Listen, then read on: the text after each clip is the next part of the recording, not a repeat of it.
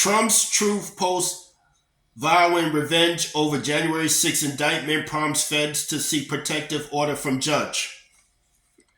The Justice Department on Friday asked a federal judge overseeing the criminal case against former President Donald Trump in Washington to step in after he released a post online that appeared to promise revenge on anyone who goes after him. Prosecutors asked U.S. District Court Judge Tanya Chutkan to issue a protective order in the case a day after Trump pleaded not guilty to charges of trying to overturn his 2020 election loss and block the peaceful transition of power.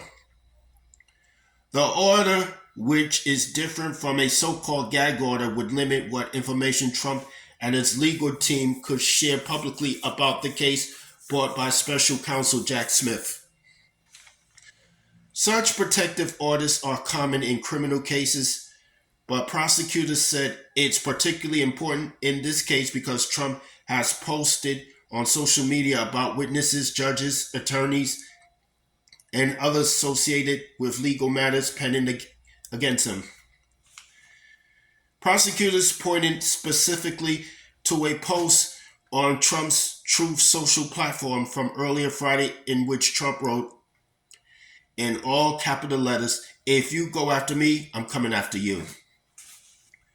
Prosecutors said they are ready to hand over a substantial amount of evidence, much of which includes sensitive and confidential information to Trump's legal team.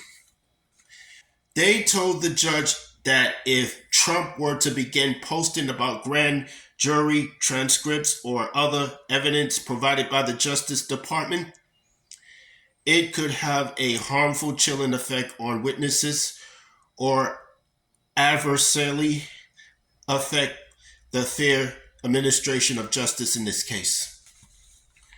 Prosecutors' proposed protective order seeks to prevent Trump and his lawyers from disclosing materials provided by the government to anyone other than people on his legal team, possible witnesses, the witnesses' lawyers, or others approved by the court.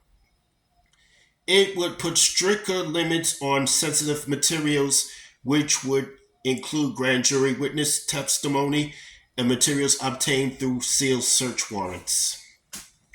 A Trump spokesperson said in an email statement that the former president's post is the definition of political speech and was made in response to dishonest special interest groups and super PACs. The indictment unsealed this week accuses Trump of brazenly conspiring with allies to spread falsehood and occult schemes intend to overturn his election loss to President Joe Biden as his legal challenges floundered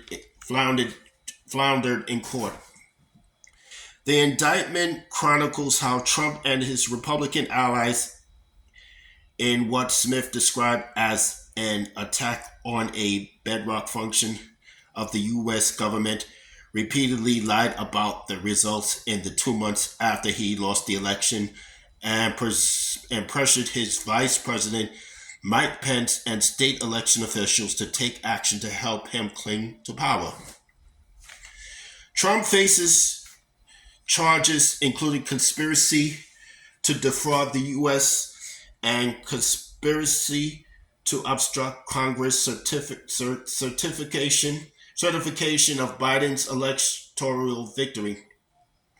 It's the third criminal case brought this year against the early runner in the 2024 Republican presidential primary.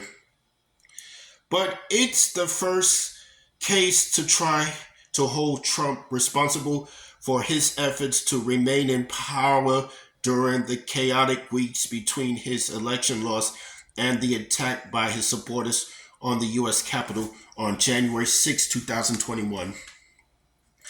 After his court appearance on Thursday before a magistrate judge, Trump characterized the case as a persecution designed to hurt his 2024 presidential campaign. His legal team has described it as an attack on his right to free speech and his right to challenge an election that he believed had been stolen. Smith has said prosecutors will seek a speedy trial against Trump in the election case. Judge Chutkan has ordered the government to file a brief by Thursday proposing a trial date. The first court hearing in front of Chutkan is scheduled for August 28. Trump is already scheduled to stand trial in March in the New York case stemming from hush money payments made during the 2016 campaign, and in May in the federal case in Florida stemming from classified documents found at his Mar-a-Lago estate. That's all I have to say for this video.